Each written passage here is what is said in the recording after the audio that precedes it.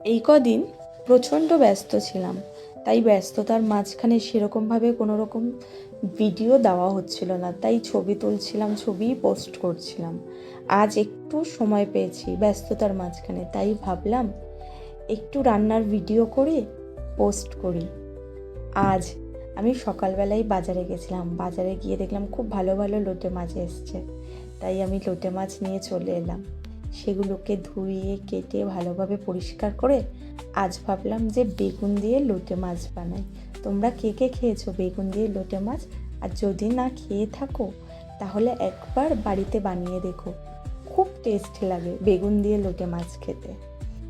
তার জন্য আমার লাগবে পেঁয়াজ, বেগুন, সামান্য আদা রসুন বাটা, লঙ্কা গুঁড়ো, নুন, স্বাদ মতো চিনি, আর ধনেপাতা থাকলে ধনেপাতা। মাছটাকে খুব ভালো করে ধুয়ে নিতে হবে।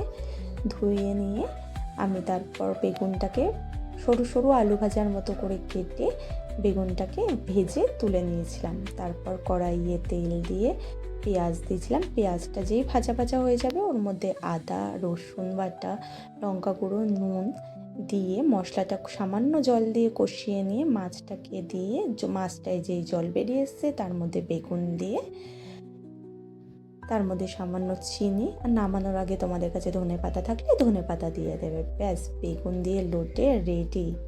আর আমি তার সাথে বানিয়ে নিয়েছিলাম পেঁয়াজ, 5 ফোড়ন, শুকনো লঙ্কা দিয়ে মসুর ডাল, আর বানিয়েছিলাম আমের চাটনি। চাটনি বানিয়ে নেওয়ার পরেই আমি বানিয়ে নিয়েছিলাম শাক ভাজা।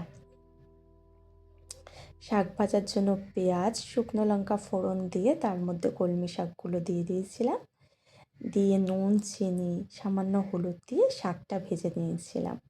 ব্যাস, রেডি আজকে আমার লাঞ্চ। গরম ধোয়া ওঠা ভাত, কলমি শাক ভাজা, বেগুন দিয়ে লোটে মাছ, পেঁয়াজ দিয়ে ডাল, আর আমের চাটনি, আর একটা কাঁচা লঙ্কা। আহা, সেই স্বাদ!